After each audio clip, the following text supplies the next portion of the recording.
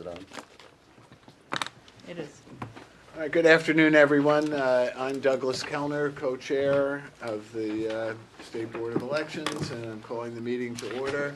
I introduce Peter Kosinski, the other co-chair, and Commissioners Greg Peterson and Andy Spano. Our first order of business is to serve as the Board of Canvassers for the state election returns. We've been provided with copies of the certified returns. Does everyone agree that we should sign the certifications? Yes. All right, so we will proceed to sign the paperwork. Okay. We'll start with the statewide. There are multiple copies depending on vouch. Just this way. You have to keep going all the way to the bottom, so I don't know if you want to pass them as you do them. I don't know if we want to start with the, when we start with multiple pouches. Yeah, just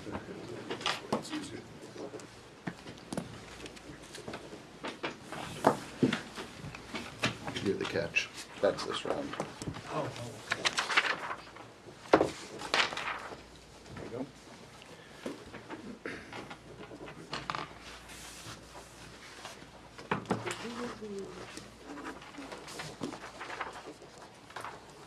Since they told me I can't sing that song, it's been stuck in my head for days.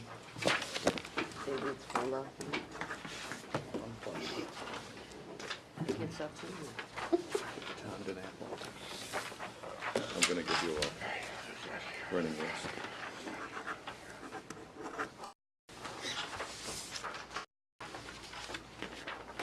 Tisha James.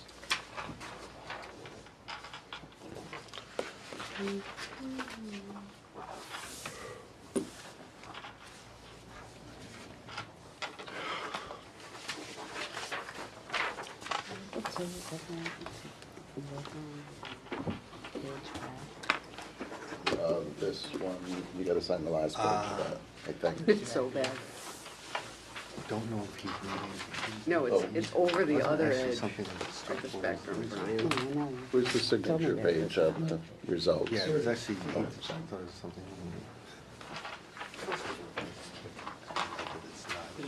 That's when you said, is that it? Did I give you that, or did that goes with that? That goes with that.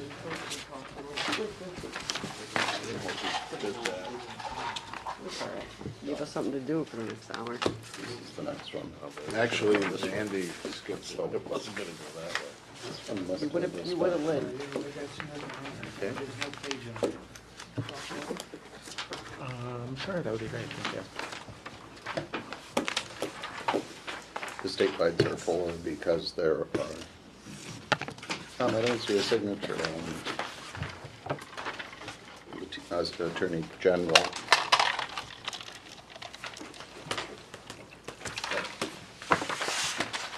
No, you get to keep that.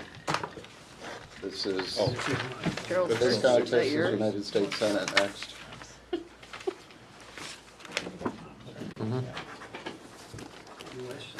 At least it's not soda. 2 liter soda. It serves a dual purpose.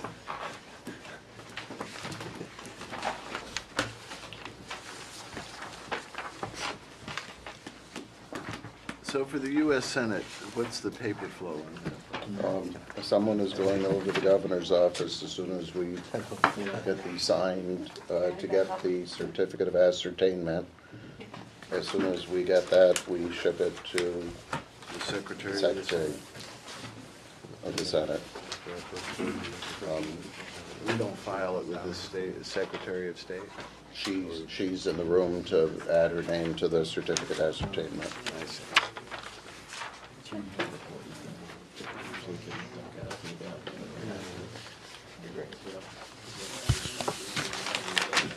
Next is,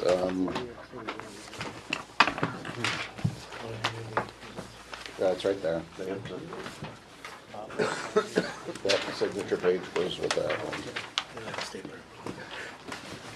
You got a stapler?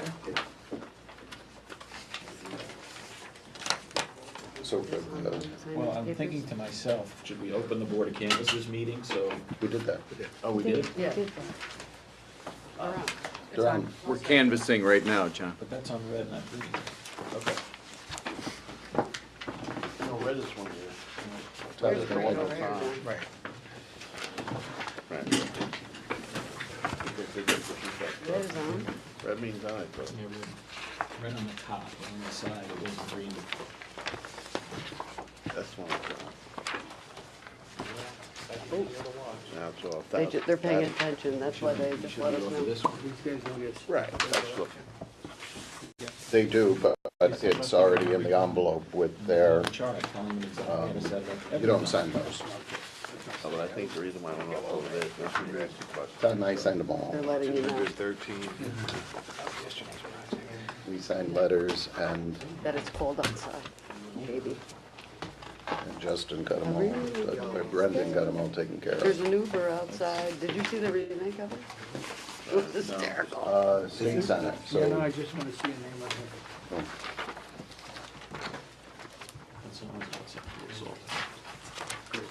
What is it, private? Sexual assault. Oh dear Lord. The remake of it is hysterical. The guy said, she said, I really can't stay. He goes, there's an Uber outside. She said, I really can't stay. He goes, there's the door. I mean, it's very funny. this next one is Oh, just making light of a the very Supreme serious Court. situation. Yeah, I did get a chance. Let me do this patch and I'll do Can't we those sign all last. these before we sign It's not our custom. It's a public meeting. That is true. It's not been our custom. them? That doesn't mean it didn't. Did I die? Congress is similar, it's this last group. The Board of Commissioners. The Board of Canvassers. They can't be. Like a code, do it secret. We send electronically a copy to the clerk of the House today, and they have a special mail pouch that they provide us Oh, for I Congress. thought they had to do each one individually. They did the Senate and they sent them together. Oh, geez. Well, the fancy ones, they stack. The fancy ones they did. Governor, Senate, US Senate, Senate Assembly. And then they send them each individual one. Yep, it's there.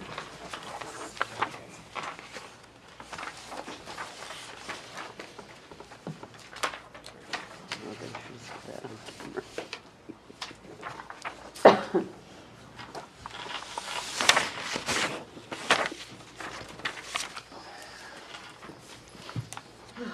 Missing one. Oh, oh,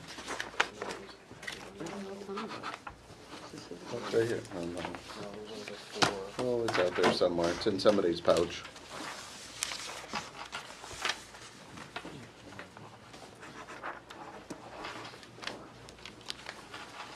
Is that it? Are we done? All right, so that concludes our work as the Board of Canvassers, and so now we'll proceed to meet as the Commissioners of the State Board of Elections. And first item of business is approval of the minutes of October 25th. Is there a motion? So moved. I have a question on the minutes. I'm looking at the second page, and there's 3 votes. 1 under old business, 2 under new business.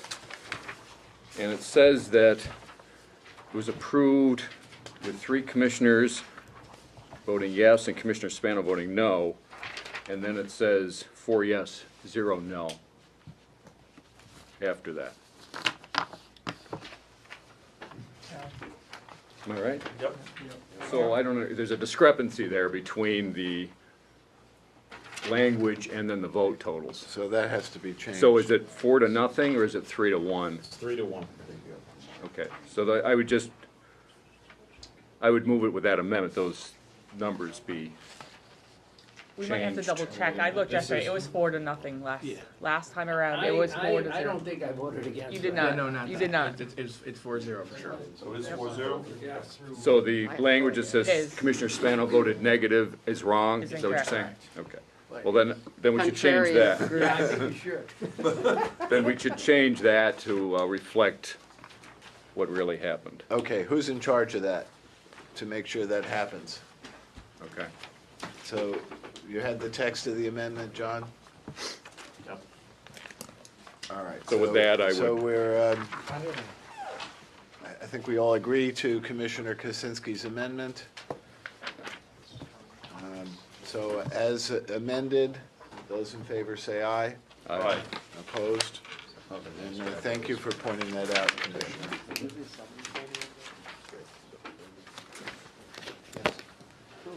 All right, so now we'll proceed with the unit updates. Do we really have to sign this one? You have another one? Somehow from this side of the table over there, that one went missing. We have a new one. I think it was on purpose. This is the certificate for the governor. We don't want to miss that. Well, it was on that side. I ate it. Well, from a unit report, I think yeah, certainly everybody has worked hard all year long. Your work on the certification of the results really ties up, work of all the staff over the whole year in the county boards to have the results come in. In my understanding, we will get the results posted and distributed according to, the various clerk of the Assembly, Senate, the attorney, the Secretary of State and the Congress before the end of today. Other than that, we certainly have worked hard on a number of other items that are on your agenda, including cybersecurity. Usually by the time we get to the unit report for IT, we've all given it, but Bill has worked hard. He's a few additional staff members. We're happy that his CISO has started yesterday. Who's the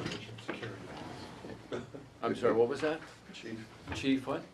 Information Security Officer. Chief Information that Security Officer. is part of the Secure Election Center, and it's almost similar to when Bill started. He started, and almost on his first day, we had the first FBI alert in 2016 that something was hacked.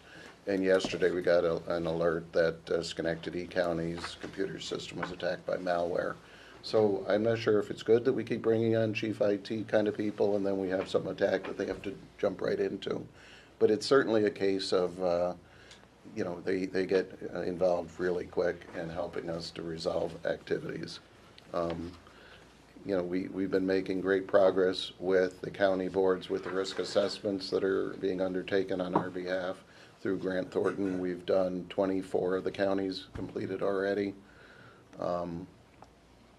It certainly was a little bit of a challenge with election day to be on site in counties, the holidays, et cetera. But we're on track, according to the plan, to complete the risk assessments by March and to see that those reports. As soon as we have the written reports, we can make those available to you. But I think it generally, there have been no surprises reported to us yet that are really glaring deficiencies. And we are working on putting in place, procurements that will help us do the mitigation phase, which is the next component of what we're going to do. How many of the boards have their own IT unit? Very few. Do you know? Very few, very few. I would say, and I think unit is a strong word. They but may have like one person. they may who's have like one. the IT liaison, one person. Okay. but How many even have that? Do you know what the I'd numbers probably are? say of less than half a dozen. Yeah. that? Have even that. So the vast majority of our boards have no IT expertise within the board itself. Correct. Is that a correct statement? They all rely on the county. And even those that do rely on the county, it's usually, this person of that role is their sole interface to county IT. It's not a full IT staff position. It's more of a liaison almost. So we are working to complete the risk assessments. Part of the issue to try to stay ahead of schedule is a web meeting on Monday with all of the IT level workers to help guide them through some of the tools that we made available for them to provide, for the county IT and the county boards to provide important information that we will consider as part of the risk assessment. Some of the counties were having, many questions that were similar, so we thought instead of waiting till we get to each county and answer the same questions, we would try and do a webinar, answer them collectively, and try and be more efficient in getting those tools accomplished. So that's scheduled for Monday. We rolled out so risk assessment was one of the main procurements. Intrusion detection services was second. We had a rollout meeting with all the counties in the last week. We started to get counties responding. It seems to be overwhelmingly popular. It's a requirement that every county has an intrusion detection service to make sure that the election infrastructure is safe. And one of the items that we have to figure out, based on the survey questions and the review of that, is the election infrastructure isolated, or is it just part of an overall county network that there's no way to isolate protecting the election? And so far, out of the 22 counties, none of it's isolated. It's all, you have to protect it all to protect any of it. So we'll certainly continue to work through that. Our next procurement was the managed security services. Because of the holidays and where we are in that procurement, we plan to do that rollout to the counties in January. So that will have covered the main part of the procurement. It's also one of the reasons why on your agenda you have the request for the resolution to spend more of the federal money. Based on the procurements and where we see the interest, we will have committed more of the money than you've already authorized us to spend. So we need your authorization to finish those commitments, and also for the anticipated remediation services that we're trying to put in place. We hope that will, based on the estimates of what it will cost us, will at least get us through July, hopefully to the fall, but, depending on what counties ask for and whether or not it costs more or less than we anticipate. But we didn't want to have to come back every board meeting to do that, and sometimes it might slow us down in some of those progresses. We've made the annual report to the federal government that's required under the HAVA funding program. So for the 2018 money that the state received that allows us to do cybersecurity, and for that original money that started to come to us a very long time ago. We still have pockets of money, depending on what program it's earmarked for that old HAVA money. At some point, we might want to consider making a recommendation if it's really not being used. There are other demands that I know our IT has in order to make, even the security of NYSBOE a little stronger, that we might want to consider asking the legislature to reassign it for a different purpose. I'm not sure we're there yet, but at least we're thinking about asking. What's the current purpose? What's allocated under the original 2004 enrollment. It's allocated to the counties. So they would reallocate it to the state, is that what you're recommending?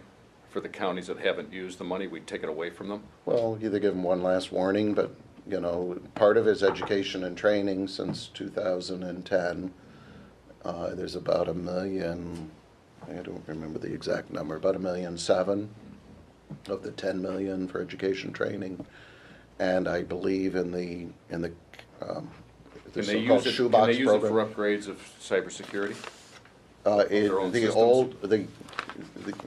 When they adopted the 2018 plan, they allow any of the previous money to also be used for cybersecurity. So could counties be using it for cybersecurity? They can use anything that furthers the administration of a federal election. So yes. So if we identify cybersecurity issues within these counties, they could use this money that they've currently got from the federal government for that purpose? They could. Okay.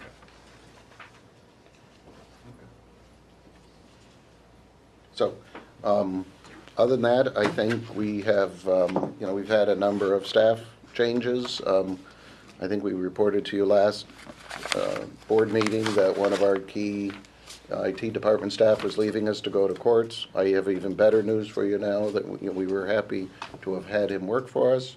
We were sad to see him go, but he's back. That's even better. Happy to see him back, We're so yes. happy to have Dennis back. I came back too. You can. I totally understand. People leave us and they just can't stay away. It was that bungee cord we put on his ankle on the way out the door. So anyway, I think we're making progress from a staffing point of view. We have pretty good staffing from the Secure Election Center point of view. We're putting in place our controls for managing the Secure Election Center from a structure, a governance. We'll have that hopefully for you in early January, well, probably mid-January, according to our plan, to make sure that it functions and we can explain to the county boards clearly what services we hope to be able to provide to you to supplement what they're already doing. Our goal is to have that ready for the January conference. So we're working towards that. Other than that, I don't know if you have anything. No, that covered most of it. I mean, the next thing, when election's over, we start rolling to the next phase, The next big event is the January conference with the Election Commissioners Association. In the first week in January, and we try to schedule opportunity to go over what issues have arisen over the last election and what we see coming in the future, which is a little unclear at this point, but we'll know better when we get to January, so. All right, well, thank you. Our next report comes from the councils and the compliance unit, Kim Galvin and Brian Quayle. Thank you very much, Commissioner. First, just a quick overview of where we're at with our litigation posture right now. For the agency, we are through, obviously, thankfully, all of the ballot access litigation that occurred in the last year related to who's on and off the ballot, and likewise the post-election matters to which we were involved have also all resolved. Presently, we have we're in the early discovery stage for the Upstate Jobs suit, which deals with party contribution limits and their potential application to independent bodies. The DeRosier case pertaining to political apparel, we have a motion to dismiss pending, and we expect a response by the 18th, and then we'll have an opportunity to reply to that. And in the common cause case, we've entered into the discovery stage. In the LLC case, the Brennan Center case, the defendants the plaintiffs have moved to take an appeal in the Court of Appeals. They previously asked for leave from the appellate division, and it was denied. In Eason, we're continuing to implement the substance of the settlement, but there is a dispute still pending regarding the amount of attorney's fees. In the League of Women Voters case, our answer is due on January 28th, and obviously we'll be in compliance with that. And in the Moody case, there was a notice of appeal filed by the plaintiff in the Court of leave for appeal in the Court of Appeals after having lost in the appellate division. So that's sort of our case posture. In terms of where things might be moving into the near future, just to apprise, we're down to 2 out of the original 5 hearing officers. So as Bob says, we're one banana peel away from not having a group. We need to have a group in order to randomly select a hearing officer.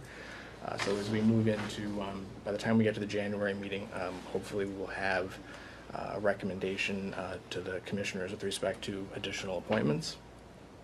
And also with respect to contribution limits, every 4 years the board is called upon to publish by regulation an increase in the contribution limit, which essentially adjusts the limits, certain limits, by the amount of the consumer price index increase over the preceding 4 years. That work needs to be done by February 1.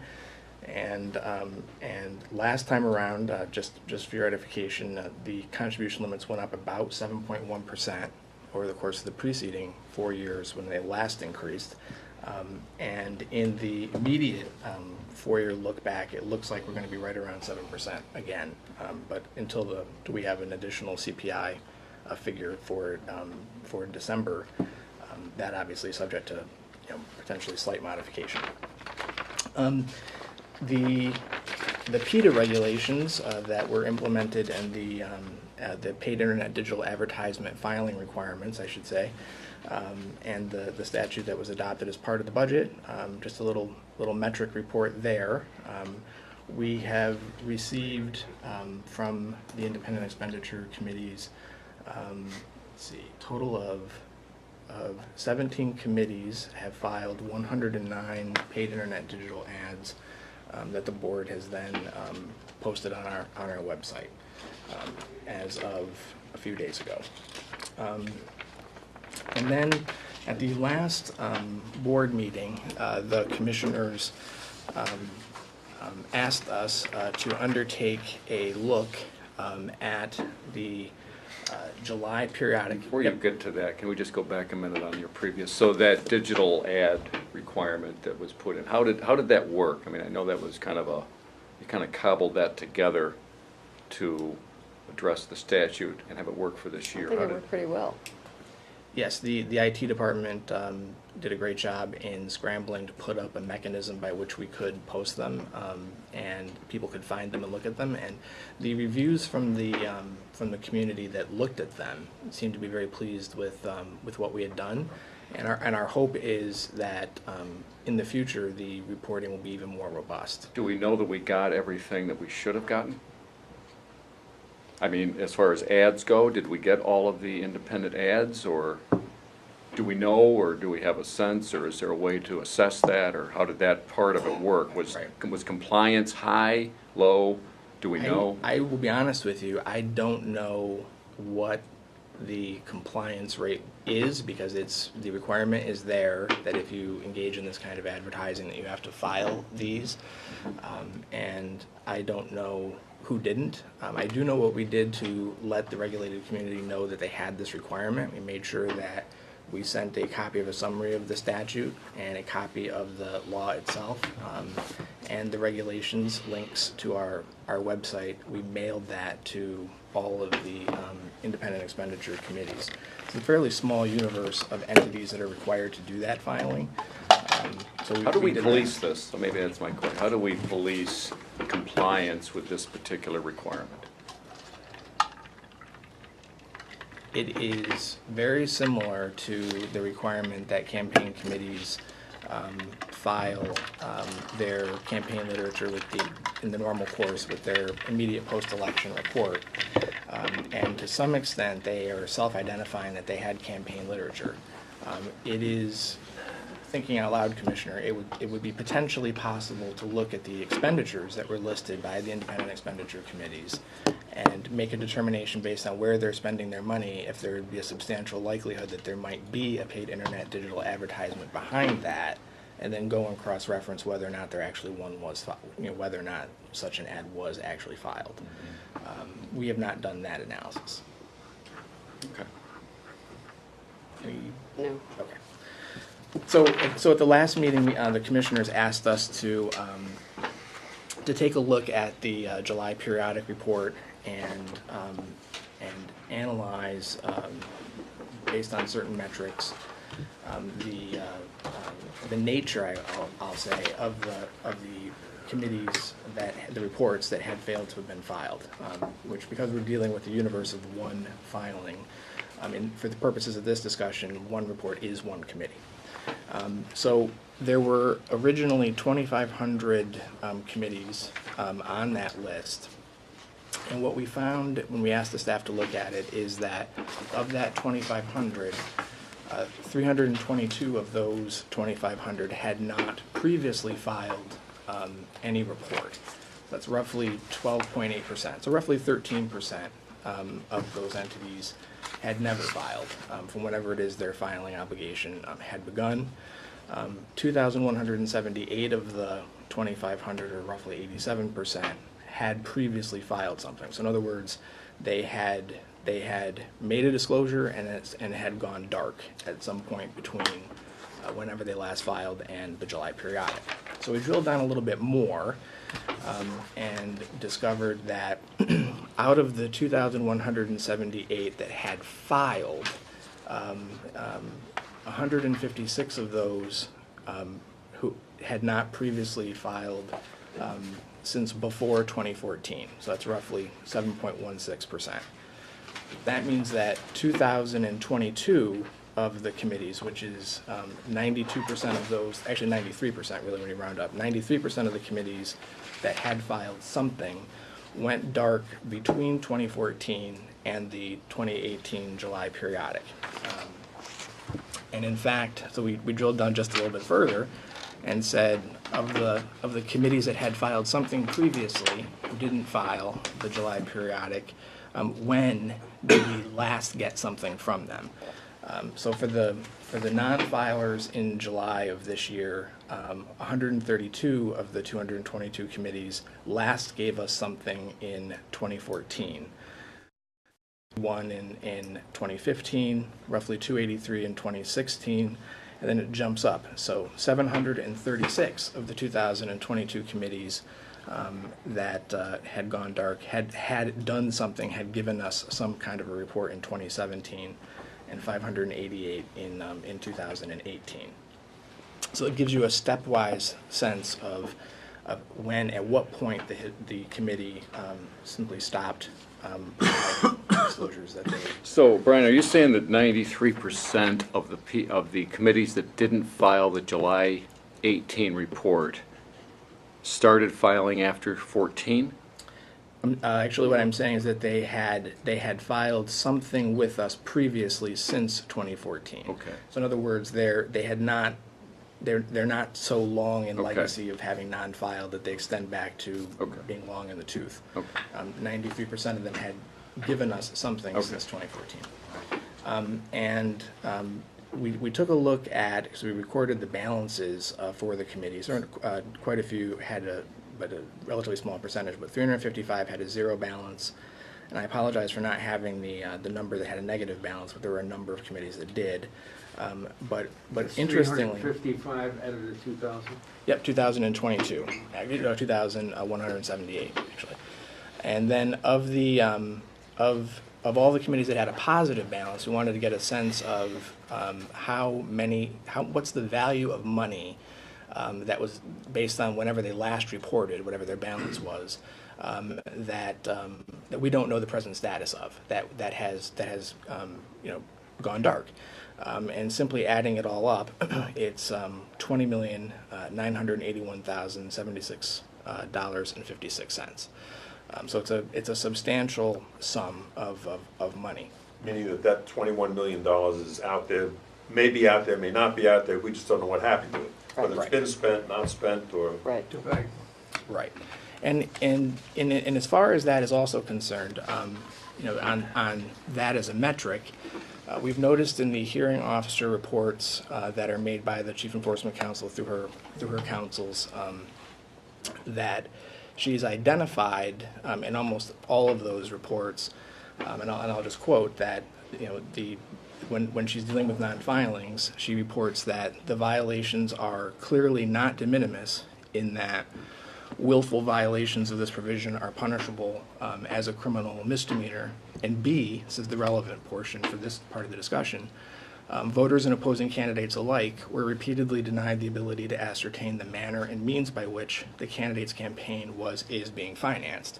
So in terms of aggregating the total amount of money that we don't know about as a result of the failures to file just this one periodic report, the aggregated sum is that 20 million, closer to 21. Yeah. So the other thing we were asked to look at, I'll just quickly point out, is that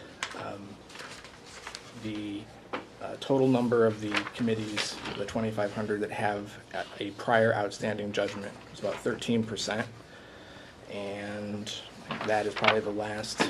And 69 came into compliance, did file on their own Since the report was. since the report went over. And in terms of aggregating the numbers and putting them in context, so the 2,500 non-filers, the 2022 of those who had some sort of activity since 2014 but have since gone dark, and the 2178 in total that we don't have anything for. The total number of hearing officer proceedings that have been brought is 23 since they started in 2015. We're presently at 5 for 2018. And what is further interesting in terms of that is if we sort of look at where we're at with these failures to file in the context of where we anticipated being back in 2015 at the February 19th meeting. There was an exchange between the commissioners and the Chief Enforcement Counsel relating to expectations of what would happen in the hearing officer process with failures to file. And Commissioner Kellner asks, what's the schedule for doing that? And the Chief Enforcement Counsel replies that she doesn't have a date that I can tell you, but then she explains, I already have in my computer the template to make the reports. It is not a difficult thing to make a failure to file hearing officer's report. The template is there. I know the cases. They'll be done, and then we'll go. I think we'll schedule a certain number of hearing officers, 5 or 6 hearings a day. I don't think it's going to be a problem. I think it's just getting all the working. So we have not had 5 or 6 a day. We have had 5 or 6 a year. That's my report. Thank you. The drop-off going dark is around 200 and something a year, then it rises to 700 and 500. Yeah, it was roughly 1 something the one year, then 2 something, and then a big jump up So to it keeps going up. in terms of those are the not the number of more going into the dark. That's yes. Well, actually, yes, it is the number more. Number more, because they yeah, did right. something more recently. Right. Yes.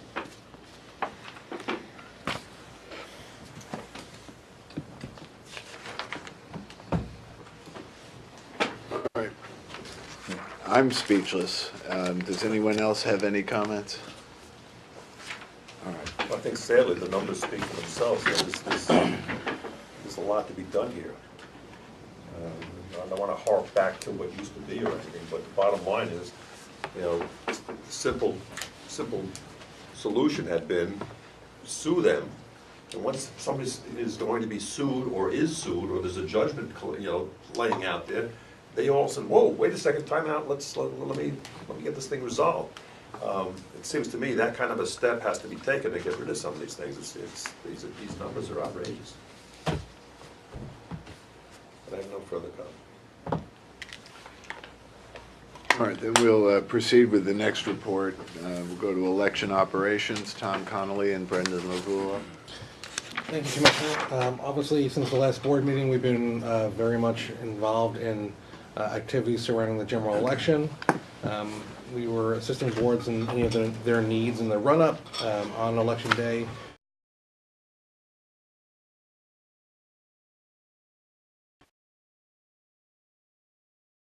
Staff go down to New York City since they were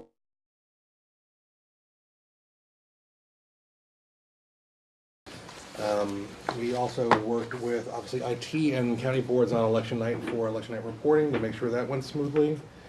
Since then, we've collected and aggregated all of the election results from every county. We put them together in the documentations that you, as the Board of Canvassers, signed earlier.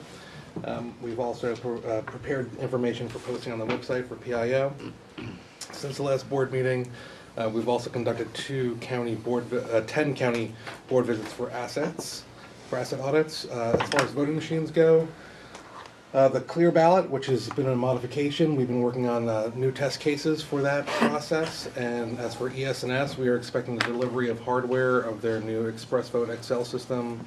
Right now, the expectation is next week. We also received SLI review about a de minimis change of the engineering change order. The compact flashcards that are being used in Dominion had been 4 gigabytes, but it's harder to find such small capacity nowadays. So we were testing with using larger cards, which are kind of more common now. So that's what came through for that. For cybersecurity, Tom Wood from my unit, Bill Cross and I, we attended an event, a roundtable at NYU last Monday, which was attended by a number of election officials from various states, just to kind of discuss the cybersecurity of the last election cycle. I also attended 2 sessions in Kentucky at the Council of State Governments National Conference on Election Cybersecurity, which was hosted by the Secretary of State Grimes. We continue to participate in all meetings and calls regarding the board's activities for cybersecurity. We did receive the after action report from the Department of Homeland Security, which came out of the 6 tabletop exercises that we held over the summertime. Our secure election center staff in my unit have been reviewing their recommendations to kind of determine what our unit might need to do going forward to kind of address those recommendations. And we've also been reviewing all of our policies and procedures just as we go forward to see what changes, if any, need to be made.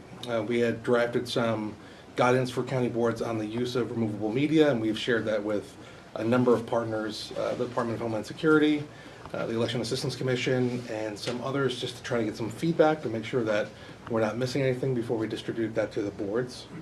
And then just a couple of miscellaneous things. As was mentioned, the conference for the election commissioners is coming up in January, so we've been in preparation of topics and content. I did reach out to a number of different organizations to invite their participation. We invited the presidents of both NYSBOE, which is the Local Government IT Directors Association of the state, and also NYSAC, which is the Association of Counties, along with the Department of Homeland Security, the federal DHS, also DISHES, the Department of Homeland Security, Division of Homeland Security and Emergency Services for the state, and also the Election Infrastructure ISAC across the river.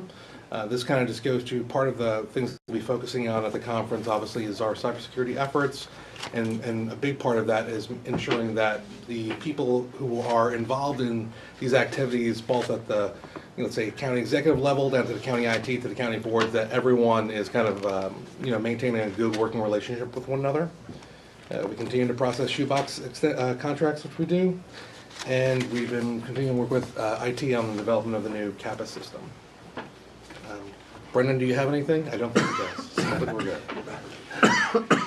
good. I'm disappointed that your report did not include anything about New York City's continued non-compliance with the 30-minute time limit rule. And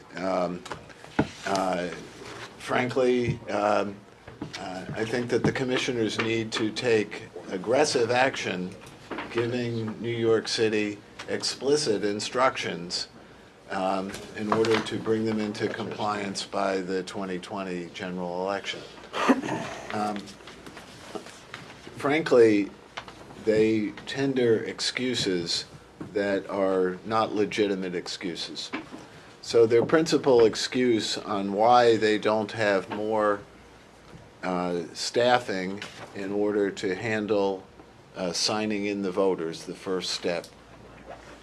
Well, actually, the first step is directing them to the proper poll table, but they don't have enough people at the sign-in stage to handle the anticipated crowds.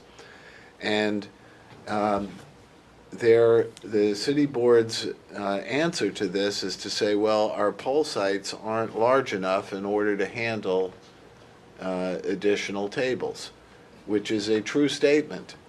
But they are not taking the steps necessary to expand their poll sites for the 3 elections in the 4-year cycle where there is substantial voter turnout. And their continuing insistence to work on one-size-fits-all for staffing of their general elections is just unacceptable. And I would suggest that what the commissioners need to do is to direct them to provide us with a plan on how they will adequately staff the poll sites for the November 2020 general election by a time certain, and that we review that and force them to comply with that plan. We have the authority to direct the county boards of elections to take explicit steps when it's necessary, and this is one of those rare cases where we've been raising this issue for more than a decade now, and the city does not take the steps necessary to come into compliance. And, well, I raise it now. I can have something more detailed to present to the commissioners at our next meeting. But I don't think that we should sit back and idly allow New York City to ignore this provision of our regulations. Haven't we raised this I issue thought we raised this, yeah. I thought with the we city raised board in the past? I it. mean, And asked for a report, yeah. yeah, And we've asked for reports, Yeah. and they've given us reports, Yeah. and they have not complied. And their excuse right now is, well, we can't add additional tables to sign in voters because the poll sites are overcrowded. Well, they need to expand their poll sites. So, for example, the public schools are closed on general election day. So to say that a public school has inadequate space, well, they're talking about the cafeteria of the public school has inadequate space, but there are dozens of classrooms that are available if they would reorganize the poll site in order to accommodate the voters that they anticipate to turn out for the general election. Yeah, except that, I mean, having lived my life in schools for a long time, there are security problems that are involved.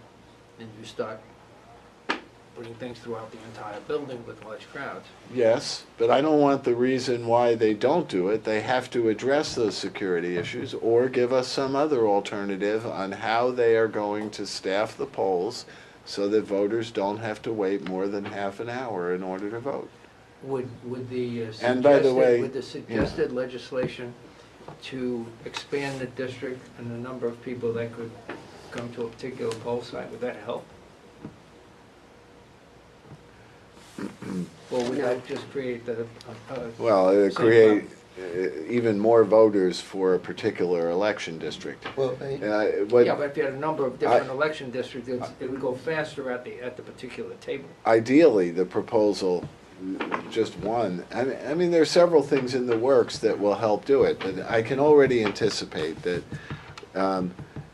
we will adopt early voting. I am fairly confident that the legislature will adopt early voting prior to the November 2020 general election. And that will somewhat ease the problem. But it is not going to solve the problem with respect to those districts that have had 1 and 2 hour waits historically. do we know which districts these are? Yeah, the city does. They've done a study.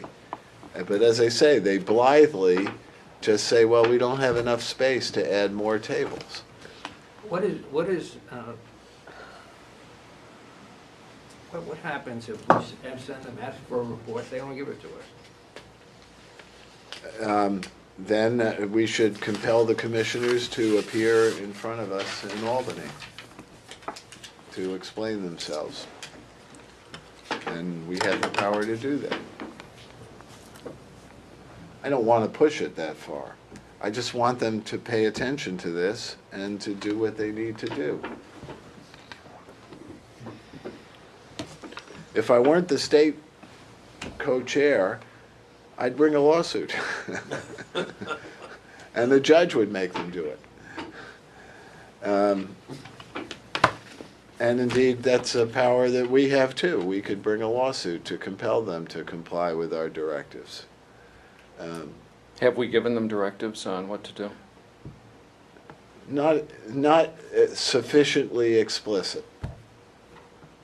Is that? I mean, I'm trying to understand what we've done, because Commissioner, I know. We've asked for reports. I know that you testified in front of the city council down there, and I read the testimony you made, and at one point you made some allusion that you've been trying to get us to do something with the City Board of Elections that we, the 2 Republican commissioners, won't do.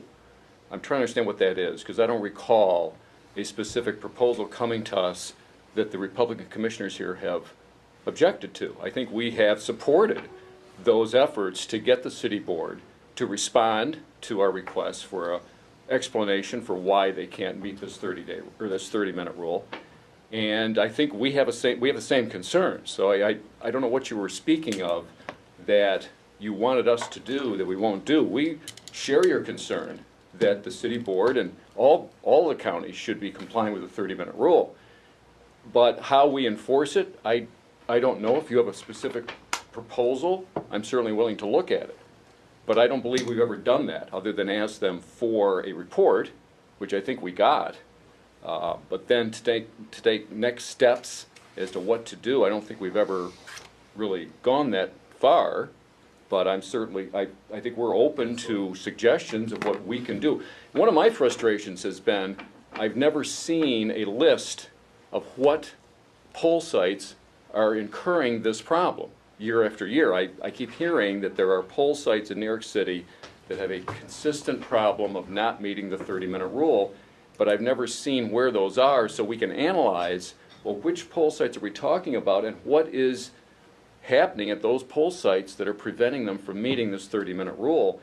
That would be helpful to me to see, well, where is this? Where does this happen? And maybe if we saw that, we could understand better why these particular sites are having this problem. Is it too many EDs in a poll site? Is it not sufficient workers? You know, what is it? But to me, without that information, it's very hard to put a specific proposal out to the city board of here's what we think you should do to fix the problem, because I don't know exactly what the problem is, other than there's long wait lines, but I don't know where, and I don't know what's unique about those poll sites. I think that we ought to do something. I think that there is a problem down there. I think the comments are well taken.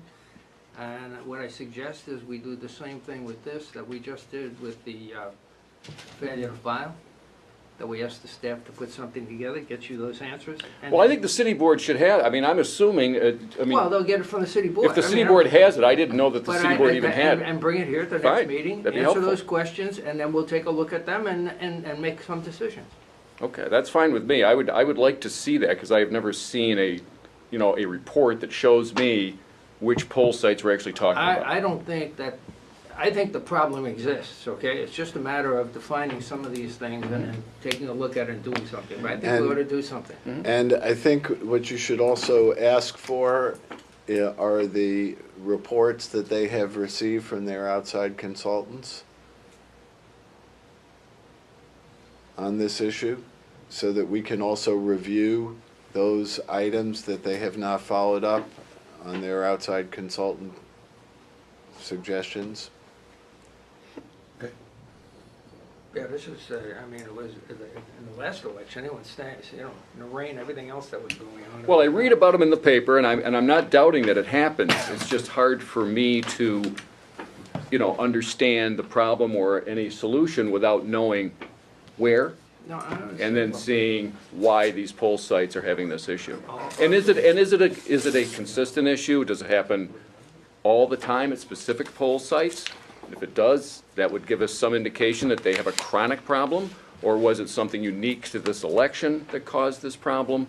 I don't know, and I think until we see that information, I don't know how we can proceed with anything specific. Well, we can get you their testimony too, because they've testified under oath quite a bit lately about the poll sites and What they were gonna do about it? what they were gonna do and the lawsuits they're under, and, Uh-huh. some of the city council people have indicated they tried to find alternative poll sites, they couldn't do it. So I think it's a more complex issue than giving everybody the No, but I think that if we have any power to do something about it, I have no doubt. I the think problem they'd be exists. happy to share But it. that's anecdotal. I Right. would like to see it more specific, Right. that's all. Well, please get the consultant reports from them, which they have not made public, but we certainly have a right to see those reports. And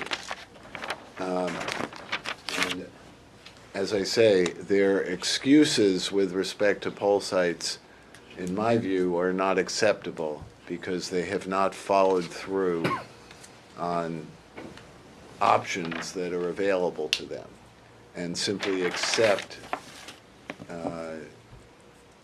saying that there's inadequate space. And I emphasize that it's particularly unacceptable with respect to the public schools, which are closed, that the city does not make an effort to better utilize the space that is available, even though it may have to be a completely different plan for the general election held in the 3 years when turnout is substantial, which is the presidential year is the greatest turnout. They would have to get Google- cooperation from the schools too, because there are, from my discussions with them on this issue, there are huge amounts of breakfast, lunch every day, regardless of school is closed or not. There's sports teams, there's everything in the school buildings that the school just doesn't empty out. Commissioner Spano's indication about safety, all those things could be addressed, but they are going to need the school's cooperation in that too, I think. Yes, but the school is required to cooperate by law, and the point is that they have to pursue this and just can't throw up their arms and say we are doomed to have our voters wait in line for. Are any of these lines outside of the building? Most of them Yes. are Most of outside them of the building. Well, that's discouraging people from voting. Yeah, and it was raining. Well, but it's also cold around November at least. Yeah. Yeah. All right. At least there's a consensus that Sure. we need to pursue this. Sure. And we should have continuing reports on this each meeting. All right. Then we'll move to public information. John Conklin and Cheryl Kauser. Thank you, Commissioner. Obviously, like every other unit in the building, we've been extremely busy around the general election. We had lots of phone calls, emails, things to answer, and the unit also participated in the monthly ECA calls in October and November. We've been part of all the meetings on the cybersecurity plans. We processed 76 foils in October and 92 in November. Brian mentioned the Easton lawsuit. Since the settlement has not been formalized yet, the benchmarks have not kicked in, but we have met all the requirements for 2018. John, that's the visually impaired Correct. lawsuit, is that That's correct, yeah. And we've started to work on the requirements for 2019. So far, we've remediated just under 300 documents for the website.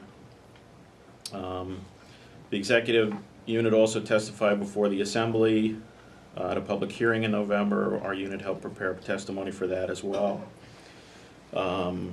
With regard to the website, obviously we posted election night results, and IT posted election night results. The other thing that's been posted is the webcast of the October 25th meeting.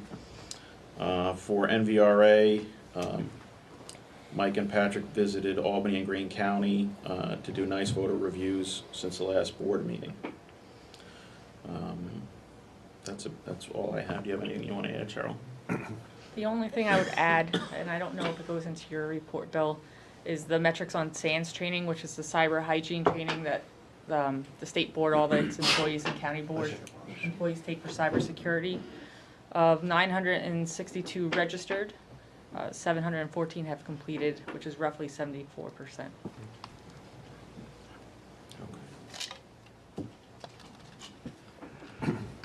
No other questions? We'll go to information technology. Bill Cross. Good afternoon, Commissioners. What I have left to report at this point, we'll go down. Projects, of course, Campus Fighters development continues. Currently focused on EFS, the filing portion, and most recently internal back office functionalities such as ballot access and user authentication piece. And we are planning our next round of outreach to the project work groups, including vendors, the treasurers in the counties during the next couple of months to assemble what those agendas are. And as well as assembling some demonstrations, including what, as you've requested, for the commissioners. We also continue our efforts to fully staff the project, which has been a continuing challenge. We are still trying to fill one key programmer position we are interviewing for now, again. As well as add additional consulting help to compensate for the staff we lost due to retirement. And again, to try to make up some time for the diversion of the efforts into the paid internet ads implementation. Bob mentioned it already, but I am happy to report, though, that one of our key team people did come back. We were very worried about the hit that would result in on the project. What is the current schedule for implementation? The current official date we have not revised the current official date that I'd shared previously, which was April. We do know, though, with the staffing issues, the paid internet digital ads, and some of the retrofit work that we've had to do for accessibility, that has pushed that out. We haven't officially updated it. I will when we solidify a couple of the additional staffing pieces. I won't say it's a huge delay. If I had to guess, it's in the area of possibly July, but I do need to, we'll make that official. We'll plan that out in terms of the timeline. We've still got a couple of things that we need to determine, pull together for a timeline, though. We also continue with the... So at this point, is there a schedule for meeting with the third parties, meeting with vendors and users? We have done several outreaches of the work groups previously. We're putting together what those agendas currently are for the next ones, and we will be working out the schedules for probably January and into the beginning of February for each of those, at least of the three key groups. We also continue on development and finish up the implementation of NYSBOE implementation. We're working with the vendor to test the final disaster recovery procedures for failing over from our main data center to our disaster site. We're going through the test plan, and that testing will occur once that plan's finalized, and that is the last steps for that project. We are, however, taking some of the other services that weren't part of that project scope, such as our primary website and some things that are not directly tied to NYSBOE, to move them onto that new infrastructure and increase performance and security in the process of that. We are also continuing redevelopment of the in-house Move application to replace the outsourced application. That's efforts continuing. In terms of security, much of this has already been covered, but I'll run through a shorter version of what I've written down. We've added our new Chief Information Security Officer. He comes to us with significant experience. He's a former Chief Information Security Officer for Department of Financial Services in the state. He's also authored several cybersecurity courses at SUNY, an adjunct professor there. Jeff Baez is his name.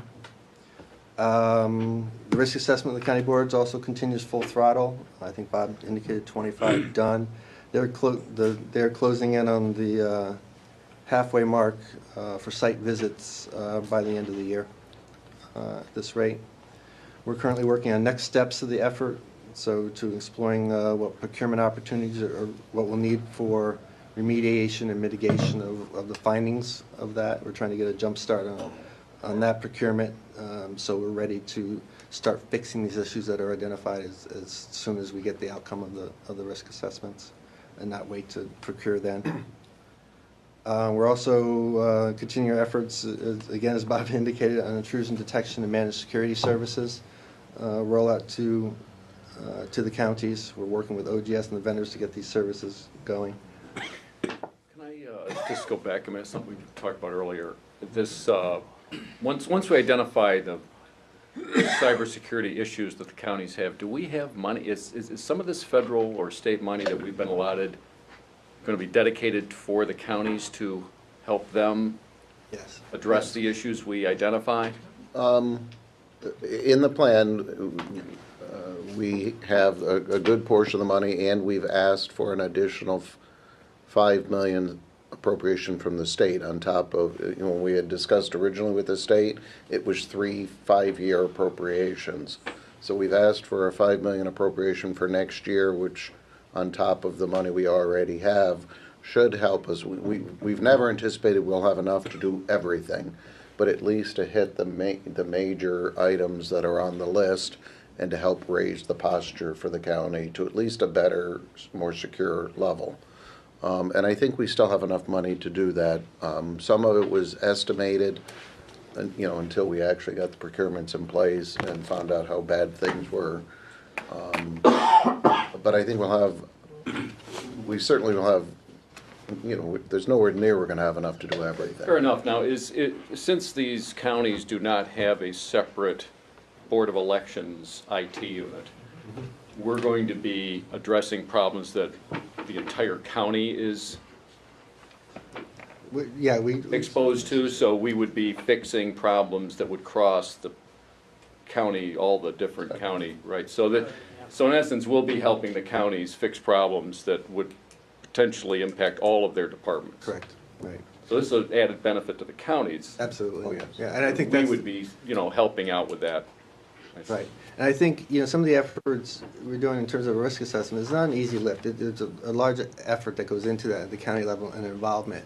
And I think that's one of the reasons they have been so accepting of our efforts is they do realize it has a greater benefit than just the Board of Elections. And there's no other funding mechanism in the state that would allow the counties to access funding to help them, because it does cross more than Board of Election services, that it crosses these other departments with. There's a grant program that the state Department of Homeland Security has, but it's a small amount of money and it's a grant program, so.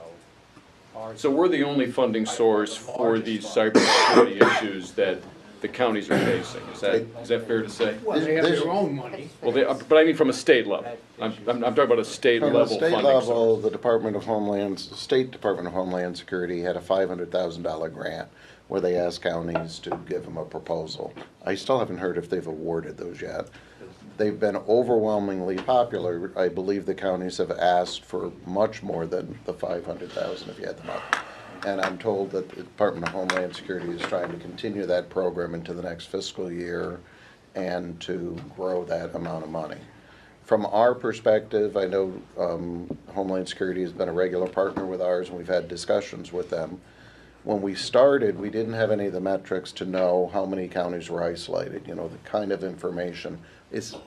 Our effort is a little bit more than a risk assessment. It's a risk assessment in an inventory. Where are all the issues so that we can then quantify how to fix them? And we had done the self-assessment kind of quick survey the year before through our NYSBOE partners. And that showed there was a problem here that needed to be addressed. But so far, out of the 25 counties, none of them are segmented, which is, speak to what is segmented. The voting machines are so-called segmented because they're standalone. They're not part of anything. Everything else that we have to protect is part of mostly a county infrastructure. And it's much more complicated to fix when it's part of a whole county infrastructure. It's more expensive to segment it than it is to fix it as part of the whole county infrastructure. So we're trying to talk to, we have a good team of people that are working with us. We're trying to figure out from that list that they tell you to do, and segmenting is like one of the top 5.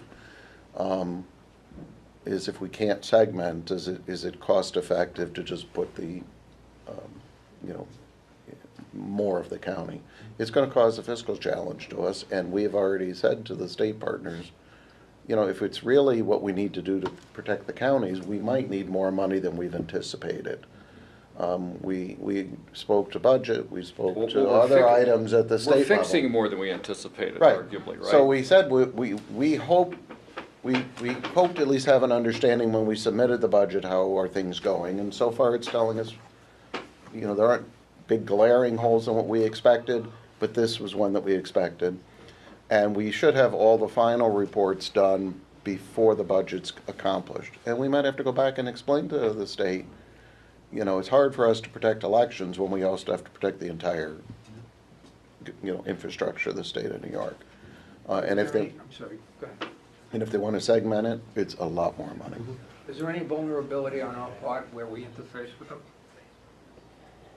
Any interconnectivity, raises those issues, but that's part of the risk assessment, is they're looking at their entire infrastructure, including their connections to us, and as well as we look at it from this direction. From this way. We are, to Bob's point, there's a list of criteria that we're associated with that the risk assessment goes against. There's an 88 best practices.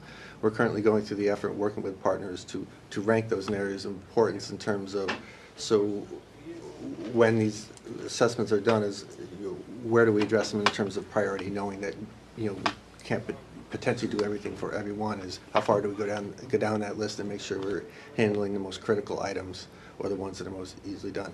Some of the findings that might be identified are relatively simple things in terms of documentation, maintaining inventory, a change they can make on their network that is simple that would affect the whole county without an investment, referred to investment. It's guidance that will come out of this risk assessment. This is one of the key pieces. But where there is an investment required to make changes or to provide them assistance in how to make some of these, that's what we need to do, and that's what we're putting together now for anticipated next steps of what can we get them for help to actually implement the findings, and how deep can we go in that process. And they're making good progress on it. We have not found anything huge, alarming, with the exception of the segmentation is the bigger lift. And recognizing that we're not going to be able to do that with current funding and the current time frame, we're addressing the current gaps as they exist today, and then we are looking as a separate longer-term initiative to reimagine what we can do in terms of the election infrastructure to get it segmented, get a box around it per se, and protect it from the rest of the county, and increase our visibility into it to be able to protect it. And that's the longer-term initiative in which we've had discussions with several partners on what that may look like. So I think, if you had your druthers in this world, and you had a comprehensive standalone system, just the 57 counties and us, without the county IT departments involved, would that be better than what we have now? Securing a single system, is that what you're referencing, as opposed to multiple diverse systems? Yeah, it's the 57 counties that you had to interface with. It certainly reduces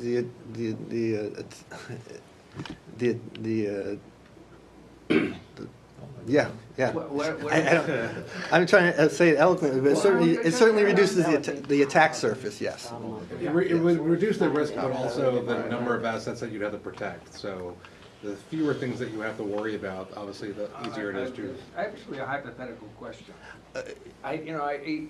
So has anyone looked in aggregating the amount of money that's being spent right now in the present configuration and how that stands up against creating a single system? well, I think Mr. Cross mentioned what we're doing immediately, but what he said at the end there was we're also, one of the efforts, and it's not the initial, but it's part of it, is where do we want the infrastructure to be 5 years from now? That's the effort that he's talking about. What's the cost-benefit analysis of either?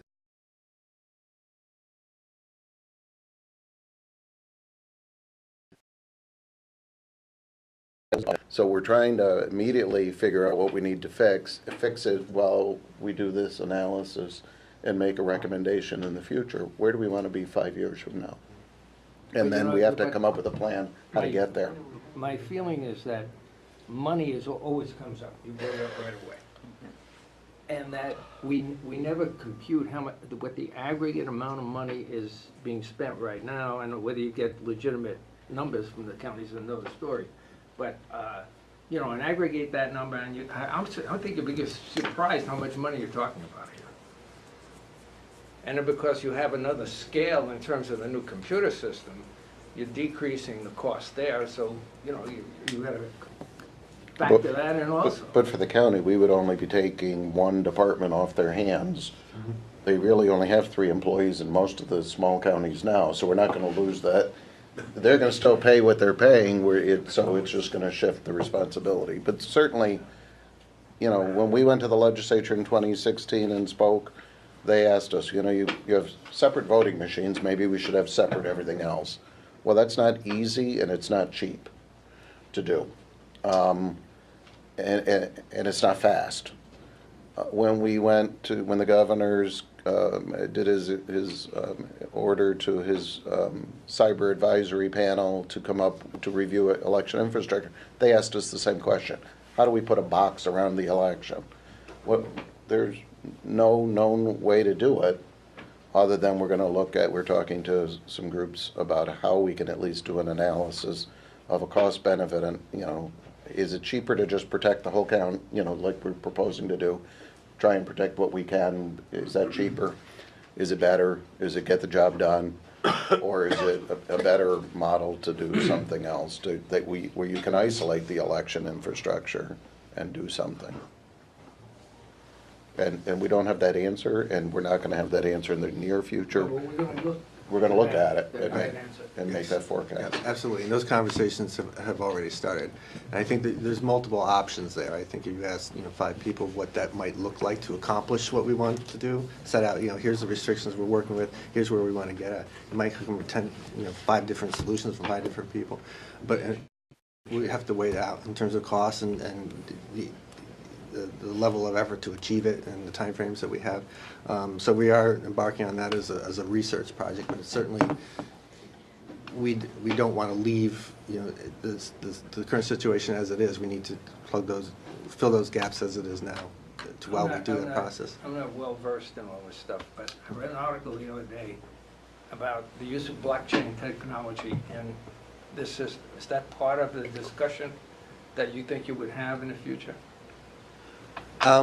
It depends. That's a small piece of the technology. I mean, it could be part of that discussion. It's not a solution in and of itself. I mean, there's several aspects of security, from physical to where around logical controls. Again, many of the times the vulnerabilities we're dealing with are between the chair and the keyboard. I mean, and that is where a lot of vulnerabilities and incidents we had as a result of that. So you would still have board elections staff localized. They are still using systems, still have computers, and still have the no matter where that system is located. So I mean, it's not just any particular single piece of technology. We have to look at it as a whole, and connections back to us, and there's a lot of pieces. I don't want to perpetuate this, but given It's okay. Given these small groups, now, I've operated in large groups with large IT departments and small groups, in the public sector, and the levels of competence are like this. And then when you stick 57 of them in, I mean, that's a whole other variable. Yeah, the counties are definitely all over the place in terms of competence level, maturity level, resources. It's one extreme to the other. Yeah. Finish. One of the other things I've heard in these discussions is that the assessment tool, the assessment will be a tool for a local county IT person to go to their local legislator or board of supervisors or county executive and say, these are the vulnerabilities that the state has identified with our system. They could never have afforded their own risk assessment before because they're so small and they didn't have the money for it. But it enables them to ask for additional money at the local level with a justification for it. They could say, well, we have these big issues that the state will fix. We have these tiny issues that won't cost any money that we can fix. But there's a few things, if you just increase my budget by 2% or 5%, there's things that I can fix and we can take care of at the local level that we were never able to do before. And here's the reason why I need to do it. But that would necessitate us staying on top of that forever. Or if we take over those departments. Well, my point is, when they thought the courts were running amok, they created OCA and they took over the whole thing. Did it Right? resolve the problem? Well, we, No, I was just talking about the It's made it money. more complicated, that's. Well, Salaries went up. we took voting machines away from the towns and villages and gave that to the County. counties, and that seems to have been a big, big plus. Well, that's- Well, I mean, the risk assessment effort obviously isn't a one and done. It's a continuing effort that needs to continue. This initial one is obviously the heavy for in some of the counties, certainly not to the level we're doing it. It's not just a typical risk assessment. We're actually ensuring that there's a full asset inventory, that they have system architecture diagrams, so they have an idea of really, a lot of these counties really don't have mapped out what their whole infrastructure looks like. They walk away from this with some point in time documentation that they now can carry forward on their own. How long does it take to do a risk assessment like this? Well, the current vendor does a lot of prep work with them, gathering a lot of documents, some key phone calls before arriving, into analysis of those documents. They're typically on site a day, dealing with both their IT and the county boards, running through this assessment tool, and then there's follow-up with them in terms of answering any questions and ultimately the preparation of a report.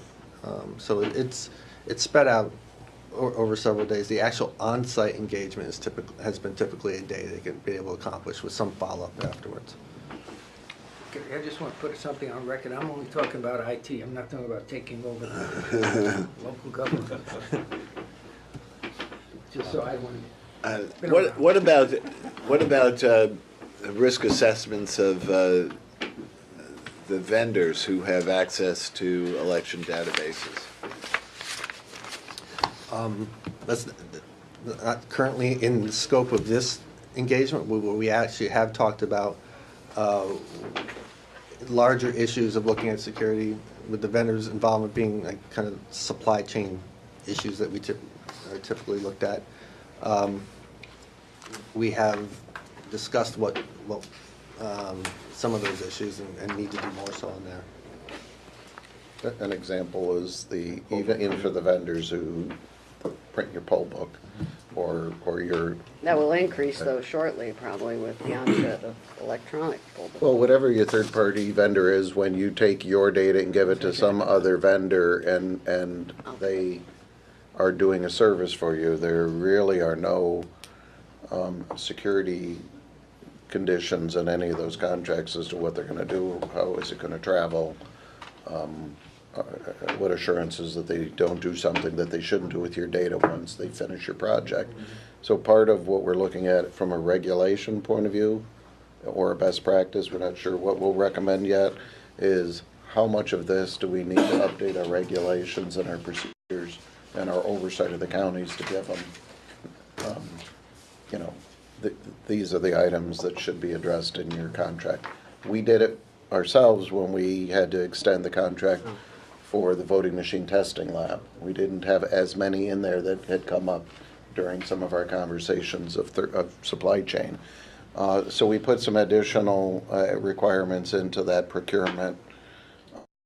I think what we would want to look for is what are the best practice recommendations that we can give to the county and then consider whether they need to be in the regulation. I would say that on a national level, obviously, supply chain concerns is all over the place. I mean, people recognize that vendors are a significant, or could be a significant risk to election administrators. We discussed it when we were at our NYU roundtable, and I will say that I know that the Center for Internet Security, which put out the handbook with the 88 controls that we're using as the basis for a risk assessment, had mentioned at that meeting that they were also working on a set of best practices for procurement. So there's some template and language that can go into contracts to make sure that you're covering both the transmission of data, so it's being done in a secure manner, but also disposition of data. So once, let's say, a contract is ended, that data gets destroyed, and also that there's a notification. Another big one is if a third-party vendor were to be breached and your data was in their possession and could have been accessed, that they have to notify you within a certain amount of time. So these are all things that a lot of people are thinking about. So they are definitely working on best practices. So we'll certainly work on providing those to the counties. Thank you.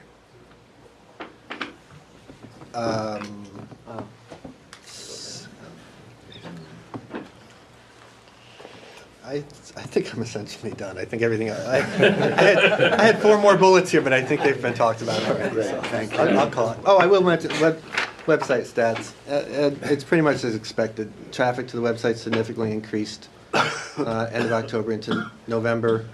Voter lookup served over 3.6 million views leading up to Election Day, including Election Day. And over 500,000 visits to the election night reporting website on election night. All right, well, thank you. Welcome. So now we'll turn to enforcement. Risa Sugarman. I have no report, Commissioner. Any questions?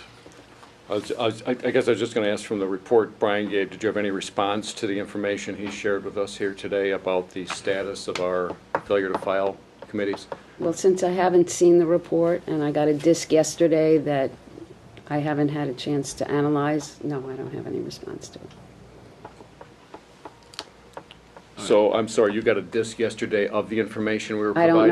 I don't know what, I know one part of it is the committees with the zero balance. I don't know if there's anything else on the report. I got it less than 24 hours ago. I didn't know that there was going to be a report as to this. I have no idea what the analytics were or the method. So without having an opportunity to know that, and again, without being given that information with time to review it, I would have no comment. The disc, I don't know whether all the disc has everything that Brian spoke about. Brian It does? does. It Oh, has, okay. it has the full master list, and it has all the breakout sub-lists and all the annotations. And obviously, if there's any questions about what any of the data means, we're more than happy to provide that information. Well, I would hope maybe you'd have well, I would like it that you'd have a chance to look at it then, and we could talk about it, because I think it's, as you know, an ongoing issue, certainly from the commissioner's standpoint, about addressing this.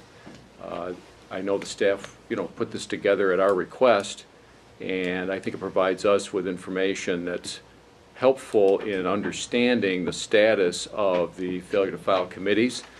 And we do know that, and I think Brian alluded to it, that we've had 23 hearings on committees over the last 3.5 years. And I think, we're still wrestling with why the unit is not pursuing the large number of these committees that exist that have not reported. We understand it's $20 million or more of money that's out there in these committees, unaccounted for, no reporting, and it's a concern. So I would ask that you take a look at that, and that at the next meeting we'd have a chance to talk about it in more detail. I just one point. At our last meeting, we had provided the failure to file report to enforcement previously, and Ms. Sugarman had commented at the last meeting that she randomly looked at 6 of them or some number of them, and you had asked our staff to look at the same report and do some work. So the report is the same report that was provided many months ago. The fact that our staff actually spent the time because you thought it was Kim offered and everybody thought it was a good idea, and they did it. Certainly Risa needs a chance to review whatever it is we get back, but it's still a review of the data that could be available, what's publicly available, but it certainly was available to her the entire time it was available to us to do the review. Yeah, no, fair enough. I mean, I understand that, but apparently your unit has never undertaken any review like this of I haven't said that. these committees. Okay. Okay. Well, maybe you have, and maybe you already have comments you want to make, or I have no comment, Commissioner. you have no comment? No, I'm not going to comment on something that I haven't seen or reviewed. Could I just make one comment on our staff's behalf? I know that I offered them to do this review, and they spent a great deal of time, and they did a good job. So I'm hoping that any report that enforcement chooses to give back won't just be attacking our work and finding a hole here or there, but that it will be a full analysis of the information like we did. And then if there's a differential or a delta, perhaps that could be discussed. But to go in here and say, oh, there was one here and your number's 12.9% and not 13%, I don't think would be productive. Well, we're talking big numbers here. Right. I mean, we're not talking about small numbers where one or two discrepancies would really make a difference. I mean, we're talking, based on the numbers I have here, is, and this is just addressing the latest report, the July report, you're talking almost 2,200 filers that I think are arguably at issue, that are relatively new filers, that have filed something with us but have not made all of the necessary filings. And originally I was, we only finalized this just a couple days ago, but I think the commissioners have all seen the steps of the analysis that our staff did and the level of detail that they went into, so we should probably provide that to enforcement too, just to see the level and every step that each person took on each committee to come up with these numbers and provide the comments and things contained in the original document. Was that on there? All of the spreadsheets, the sub-sheets, all of the notes. I don't recall whether or not the staff summary of the steps was there, and if it's not, then we should absolutely provide it. I think this is helpful. If you do a similar report, just take a look at this, because as far as I'm concerned, this is just a factual report. I'd like to know if the facts add up, that's all. I don't care about anything else.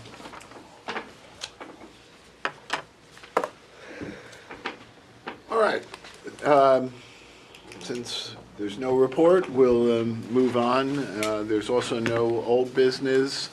Our first item of new business is to approve the revisions to the voter registration application to conform to the results that we just certified earlier today. We're also updating with Executive Order 181, which, unless pardoned or restored to his rights of citizenship, that wasn't clearly as a full sentence in the old report. It's more of an issue since that has happened, so that other than the party change. So there is one substantive or in the qualification section. And with regard to the organ donor, the State Health Department gave us some wording changes in that area so that when we were to print next, they asked us to incorporate. So we're also incorporating some organ donor recommendations from the Department of Health, which we have to put on our application at the same time. So from the first resolution of the forms. And then I see you've highlighted gender also. Correct. So from the first resolution, we have two forms, the mail registration form and the NVRA form that we provide to executive agencies under the NVRA program. And then there's a separate resolution for the affidavit ballot form. And that will take care of, mostly we do that at the time because the parties have changed. And the order. And the order has changed. All right. Is there any discussion? yeah, I have a question.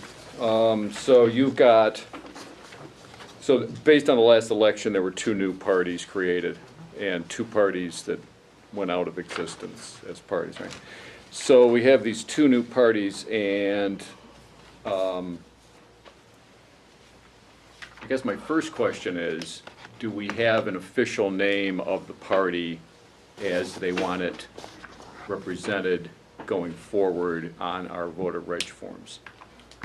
We've heard from both the Libertarians and the SAM Party, and we explained that this is the issue. The Libertarians we don't have any rules filed yet, They haven't filed it. Okay. but the Libertarians said they weren't planning on changing their name. Okay. I was going to talk to the SAM Party. Who was that? I talked to the same party and I indicated that they should file rules soon, their rules soon if they want to. But did they tell you they were planning on changing their They did not name? indicate either way. So, I mean, as far as printing forms, I just want to be sure that we know what the new party names. I know we've in the past had parties or these bodies change their names once they become official parties. So what they appeared on the ballot at the previous election is not what they want to be going forward. So I just don't want us out there printing, forms that then have to be changed because one of the parties says, oh, we don't want to be called that, we want to be called this, and now we have all these forms with the wrong name on it. I guess the SAM party, that stands for, that's not their name, right? They stand for SAM as Save America, something. I don't know what it, I know when they provided, we went back and looked at the petition that they didn't give us an acronym, there are no periods, that was what they said the name of the independent body was on what? the SAM. SAM, But right. all their literature and their websites refer to America being in the middle. Yeah, And that's why they is, reached out to, right. as we tend to do. Some say, I don't know, I mean, we've done that in the past. Some have said clearly we're gonna change our name, and they told us. But America's a term that can't be used for a party in Well, the that would be a state. problem if they recommended changing their name. So it might be they'll change because they have to. Well, I think that, I mean, what Deal with would that we do issue. if they gave us a name to change it to that we won't? I'll start with what they put on their independent body, that's what got 50,000 votes. So you would accept SAM, that stands for Serve America. Movement. What is it? I'm sorry, Serve America Movement. We would accept that as a party emblem or name on our form, even though we know it stands for Serve America Movement? Well, when we take Is a that our look at position? when we take a look at how the statute works, it has the same prohibition on the name for an independent body as it would for a party. And we did accept the SAM going on to the petition, and the voters voted for it, and you certified the vote totals for that independent body with that name. The statute, there's a fair amount of legislative history behind the statute in terms of not letting words that are actually on the ballot indicate endorsement. For example, the imprimatur of government in the words that actually appear on the ballot is not conveyed. There isn't anything that I'm aware of that even addresses per se acronym issues. And I think that the folks that did the SAM stuff were sensitive to that. So while they are in fact, everything that everyone said is accurate, you look at their website, it says Save America Movement, all accurate. I think they've attempted to attempt to put some distance between that and their ballot label because of the issue. And at some point or another, it could be litigated. At some point or another, I don't think anybody's objecting to approving the form. I don't think so either. I'm it's just saying. waiting for their documents before we I print think that's what- millions of them. Yes. Well, Yes, that's my concern. That's My all. concern is we're sitting here today not knowing what they're going to do because the forms have not been delivered to this board yet, and I don't know that it's prudent for us to rule on this today, knowing they still haven't filed their official documents, and when they do, they could give us a different name, and there we are with something different than what we approved. And isn't it prudent to wait till we get an official notification from these entities, this is the party name we want to use going forward? well, we've had Commissioner, that if I discussion 4 years ago because where we recommended there be a deadline to do that. There is no deadline, so what do we wait? How long do we wait? Well, I understand I Certainly, understand that, but I'm just saying it's December, so there's no obligation to get it in till at least, I'm guessing, January. Sooner would be better, I agree with you, but The way the statute is worded, the party has come into existence.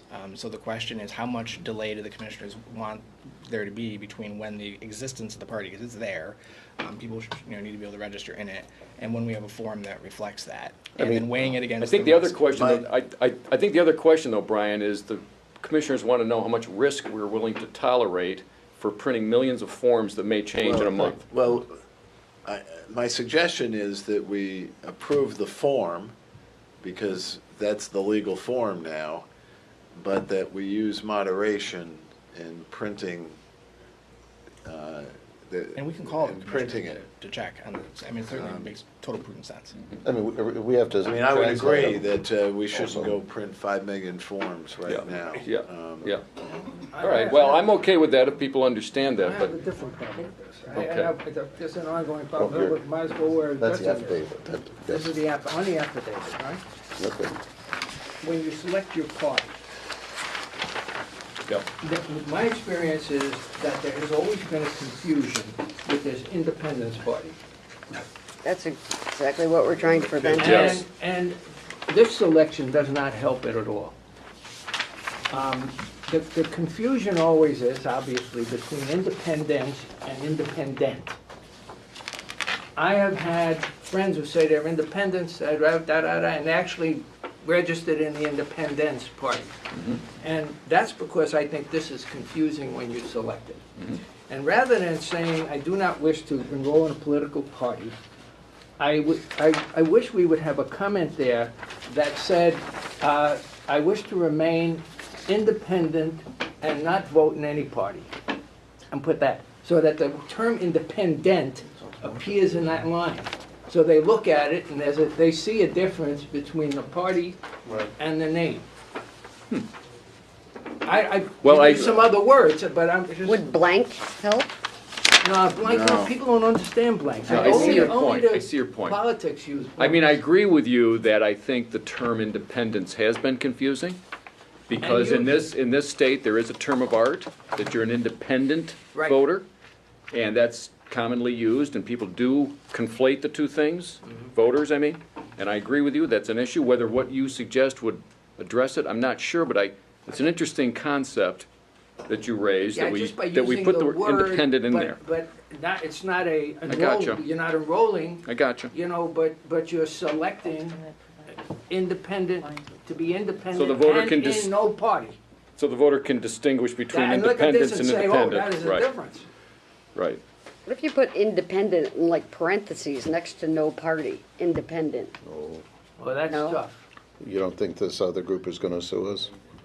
I mean, I understand that, but. I think the outcome could be they'd have to change their name. If you put it in a Well, I sentence as think that, I don't disagree with that part, but that water has gone over the dam a long time ago. Well, not really, because the problem is we know there's voter confusion on this topic. We've heard it, we know it exists, and I think that if we can do something to try to address that, we should. Whether this does it, I'm not sure. Well, I think But Ken's suggesting independents change their name. I think that water is Well, over the dam. oh, that may No, I be. meant Oh, that. but changing the words under this thing, I think is within our, To put his independent next to put no party. party, comma, independent, or no party, paren, Yeah. independent. If that works, fine.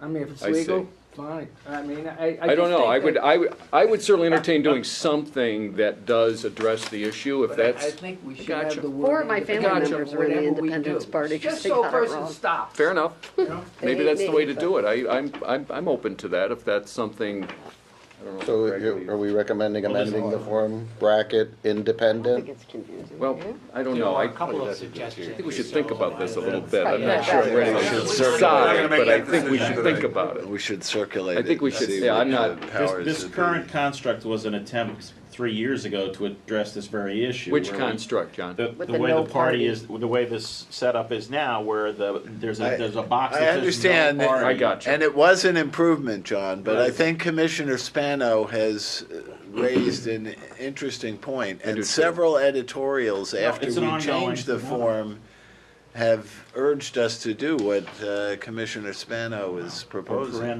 There's another juxtaposition here. By putting everyone up Something front, like that. they check independence before they even get to that statement at the end. So they've already checked independence before they even looking at, I do not, because it's not set in the same place We as could, the other. you wanna flip, so do you? So are we're you giving a flip? preferential position to Well, that's blanks. another thing, put it at the top, but I still But think using the word independent independent does with it. no party is. Right at the top. I think that does something, I'm not Yeah, sure. right. I'm not sure exactly what it does. I know what it is. Put no party first. You think that's a good idea? Well, you put no party first, and people don't want a party, check that off before they even go to parties. That's another way to do it. Well, that's true. That we I don't know, I think we should think That way you about avoid this. any lawsuits or anything else. But Oh, boy. But I do think that if we can come up with some way of restructuring this to make it clearer to the voter what we're doing, Yeah. would be helpful. I think right now it's confused people. That is the simplest. Let's start with. So do Okay. we want to table this resolution? But people don't, then they'll come down, they'll see independence, and then they'll get confused. That's why, Except it says party, so it's like, you know. Yeah, but join- nobody join the reads party. it. It's a little I crazy. know, Nobody people reads don't, it. yeah, In the people past, don't you're read it absolutely that right. carefully. Then they show up at your door for a signature and then they get all aggravated. you live in Hempstead? No, I live in, and they give you a town in Hempstead. And by the way, this isn't just an affidavit problem, It's it's every also, pro- it's yeah. it's It's on all all the registered. You're changing it on everything, yeah. Yeah, you do the same change if we do it. We have three different. Well, I would suggest we look at I that. didn't mean to hold this up. No, but I no, just- no, that's fair. It's a legitimate issue. I just think we should take care of that problem. Everyone recognizes it as a problem. Yeah. So we'd like to table the resolutions for. What does that do? What does that do? We're not meeting. Means till, January 24th. Yeah, that's within time, we've done Yeah? that before. Okay. I would rather do it right Yeah. and do it a little later than do it, than rush it through and regret what we've And we may done. hear from the other party. I think we have an opportunity to do something here, we should take it. We may hear from Sam. Well, Or Ralph. in the interim, though, if county boards are gonna print forms, they should use The old form. They can use the old. They can No, because that has two parties that don't exist anymore. Yeah. Well, they have an ability to They- enroll in those parties as other options. That's even more confusing. Well, No, they'll be but for the continued. interim, they have the ability, the new members have Tell them to to get those. copy these on that copy machine. Cheryl just mentioned, would there Yeah, be a every time possibility, I copy a few on a copy machine. I don't, Would we be a get them possi- printed. would there be a possibility of approving it for online publication only until the 24th, and then people would be able to register in the new parties, and then Print it out. Right, then Otherwise, they can people print could it out. But Yeah. then You mean otherwise, approve- people can approve register this for form parties that on are no an longer interim parties. basis Online. so that it can be posted online. Well, I don't wanna and hold that up gives them- everything, I mean, I'd be willing to gives- put something out just so people have a chance to enroll, I don't wanna hold Why that don't up. you put it Right. online and they Okay. can the print it forms out? until after the next meeting. Well, we whatever could revisions. translate them, because the only thing we would make a small change maybe, because if we have English, Spanish on our website, if we put, I would hope they'd be the same, so we They can are. go out and get Spanish lange. Who knows what SAM is in Spanish? Stephanie. MF is wrong. It would Well, I'm still not be worried a- about as That's why much. that No, was it's asked. still I'm SAM. worried about Is the it? other word changes you'll make later, which, that would be a small amendment. But Well, if MF if we will put the allow. English one up, get the Spanish, post that when it comes in, that'll come in before January. You could also ask them what they want for their Spanish translation. Sam? And all the other It's ones. gotta be Sam, I am. That's what's gonna be on the ballot, no? Yeah. Well, no taxes went to reform. It could be anything. Yeah, they could change it, Serves that's in all. Spanish. Just But then don't you can ask. move all the Sams over. Because a couple have All done right, that. so, So we should send a letter to Sam saying we need your answer. Well, we'd like to get that locked down one way or the Before- other, yeah. We'll take care of that. And I think in the interim, you should look at doing what Commissioner Spano suggested, and We'll get some ideas together for you Yeah. and share them in the Yeah. meantime. Okay. I don't want to share them Alternatives with would you be at the good. meeting on the 24th, Yes, so maybe you yes. could look at them, Yeah. see what you like better, and all right, Yes. so we're approving the form on an interim basis for online posting. We're not going to print the form, and the staff is going to continue to review the issues that we've just talked about. All right, everybody agrees with that? Yes. yes. All right. So that's 4-0. Yeah. And that includes the translation into Spanish for online? If it's posted online. I think we should. I think we should have it available That's fine. to everybody. So we don't need these resolutions then. Not until January. All right. Okay. Next is our legislative packet for 2019. Which addresses this issue, by the way, which one of our proposals from last year was that new parties have to get us their information. By the way, on that, why did you say February? Why not January? Because everyone's on, well, I'm not gonna say that out loud. I just give them a little time to meet after whatever, but we could say January. Well, I'm just, you know, I don't know why they can't get us something January myself, or even by the end of the year, Frank, I don't know what they're, Well, but, basically, this is just last year's program. I mean, we know, those of us that have thought about it, that these do not include any of the major changes that we're all anticipating. So we took last year's, that we had all agreed on, and pushed them back out, because there's a lot of good ideas in there. our bill isn't really moving as fast as other bills. The bill that's moved and made it to third reading is no name change. And it's by the same sponsor, Assemblywoman ALF put in the deadline bill, but they have moved the banning, changing a name. So no name changes. Assembly Bill 2364 made it to third reading in the Assembly. The Senate Bill 4597 by Mr. Valesky. The bill, which was ours, was Assembly Bill 7404. I mean, under that bill, if you appear, What you are, you stay as. whatever name you use for an independent body. Stop Common Core should have stayed. Think Stop carefully Common before you Core. type your petition. I see. Okay. So, just so you know what's moving along. So, any further discussion on the legislative packet? I haven't- So those in favor say aye. Aye. Opposed? All right, so that's adopted. And of course, I just want to say for the record that we anticipate a number of major changes that the legislature will be pushing that I support, and I understand from at least staff discussion that there was no bipartisan consensus on them yet. Devil's in the details. Pardon? Devil's in the details, Commissioner. Okay, well, so, I strongly support as project number one, combining the primaries and getting that bill which passed the Assembly last year adopted very early. Why? Because we also support early voting, and if we're going to do early voting for 2019, it's not really feasible unless the primary is changed. So, if they change to a June primary, the election calendar really begins with the first step on February 1st. The municipal clerks have to notify the boards of elective offices. And the enrollment numbers would have to be run. So I'm hopeful that the legislature will act on that right away. And there are a number of reforms that we've been talking about, so I won't belabor this meeting, but I look forward to a very productive year from the legislature on election law reform issues.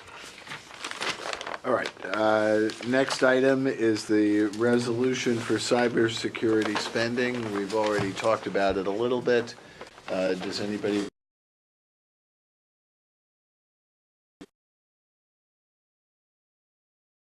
want to have any further discussion?